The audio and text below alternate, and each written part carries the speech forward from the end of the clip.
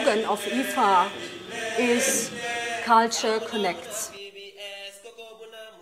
This workshop has the idea of bringing people together like professionals in the field of design, art, performance, fashion, photography, and creating out of this workshop of 10 days a dynamic process.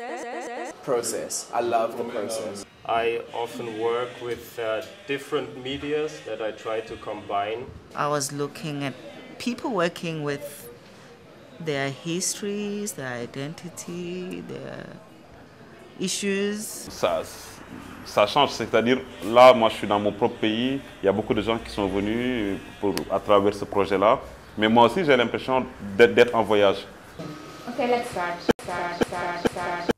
Let's go, go, go! Ready.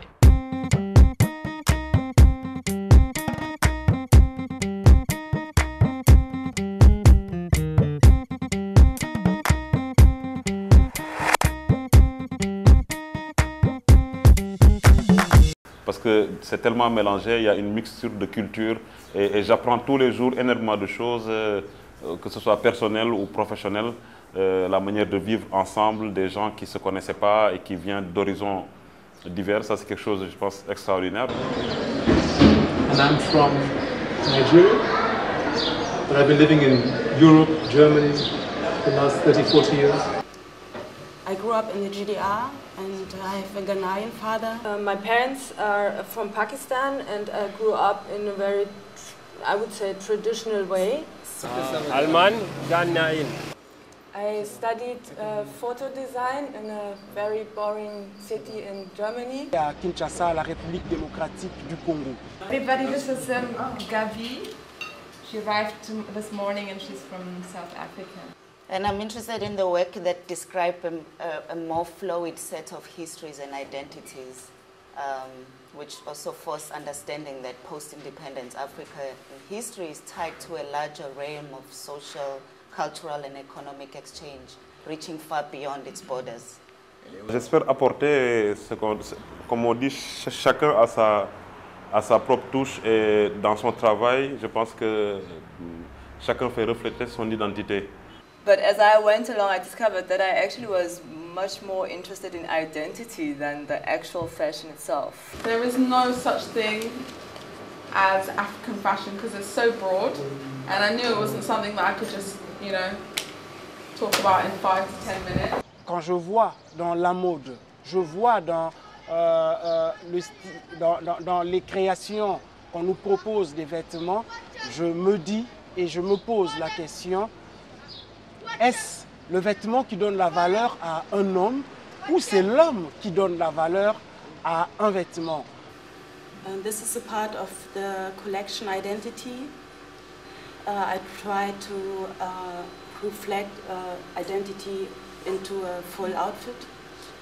And I use the idea of long distance eye protection, in the meaning that the eyes are the gate to the soul, and I wanted to express that you have to see somebody to have an opinion about him. And I liked what I see in fashion magazines, how they play with identity. Whereas in reality, when you play with identity, you encounter a lot of problems. For an identity, I'm not even interested in identity politics anymore, maybe difference. In South Africa, more and more young artists are working in this manner, whether they are conscious of it or not, but that we can use to reference maybe what this conference is all about. I started this project in 2003 in Johannesburg. The project is called Beauty is in the Eye of the Beholder. These are young people in Johannesburg that I met in the street, and I asked for permission to take a photograph because I liked the way they looked. What I also loved about them is the fact that in a space that they're in, which is supposed to be very forward-thinking or very contemporary, if you like, they had to struggle, or a struggle of survival in that dress code. Which is basically like my medium. My medium is probably isolation and being just the outcast in like some worlds and stuff. Remember, I always use memory and I always use what's happening now to just reveal the farce about how things are constructed. And Beirut, let me explain the name as well, because all these names are loaded with things. That's how I build their costumes, that's how I build their characters. The name Beirut is based on 2 words put together. Beirut, the capital of Lebanon. And the book of Ruth in the Bible, which talks about people moving from one land to another.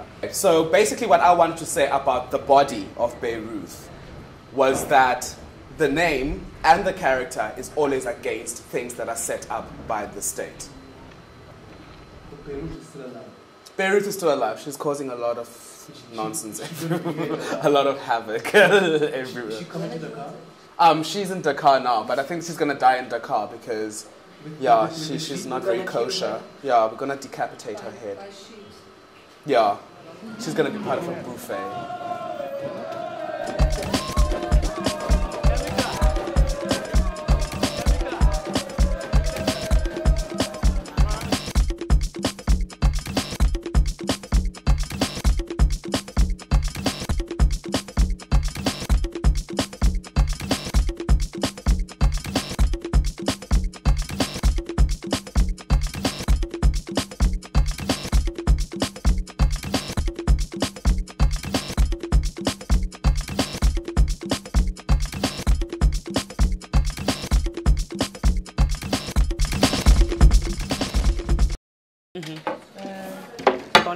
Dans l'exposition, voilà, c'est pour montrer que la lingerie et la séduction au Sénégal, c'est quelque chose qui est un peu caché.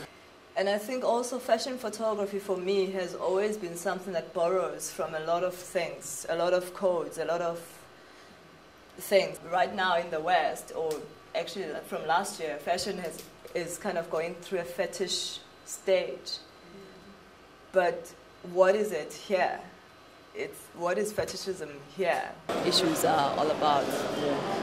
Maybe it's not the same language as in Europe. It's not in your face. You have to search for it. Whereas, similar to Japan, I suppose.